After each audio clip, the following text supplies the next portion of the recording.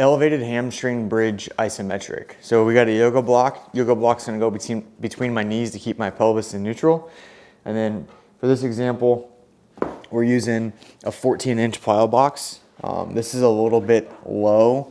Trying to get your knees around 90 is ideal. This is pretty close. When we're getting set up, you're gonna go on your back. Again, yoga block, a ball, a pillow, something between your knees to keep your hips in neutral, pelvis in neutral.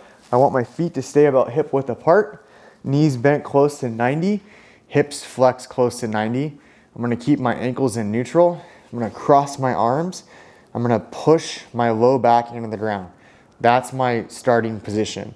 Now from here, I'm going to lift my tailbone about an inch or so off the ground.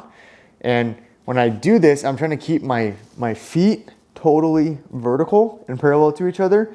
If my feet rotate out to the side, that's gonna bias my lateral hamstring.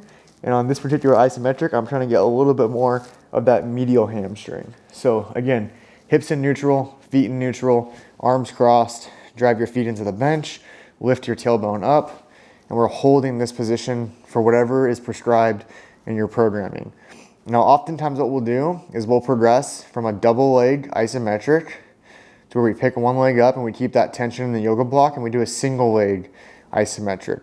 And if you can hold this for, say, 60 seconds plus, and you're not shaking, you're not facilitating a muscle contraction by driving the heel into the box or whatever surface your feet are elevated on. So when you get set up, you want to really focus on pushing your low back into the ground, feet in neutral, and then really driving those feet into that box as hard as you can.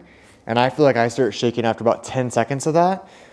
And then to take it another step further, oftentimes what we'll do is we'll have clients rotate their feet like they're windshield wipers.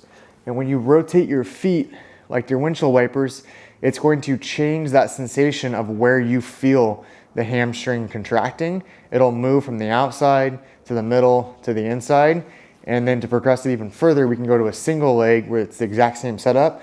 And I can do a windshield wiper while doing a single leg. And you'll feel that muscle contraction shift around in the back of that leg. So again, all the load should be in the hamstring, pushing that low back down, getting your pelvis about an inch off the ground, and then progressing from there. And typically what we'll progress into is just an elevated hamstring bridge.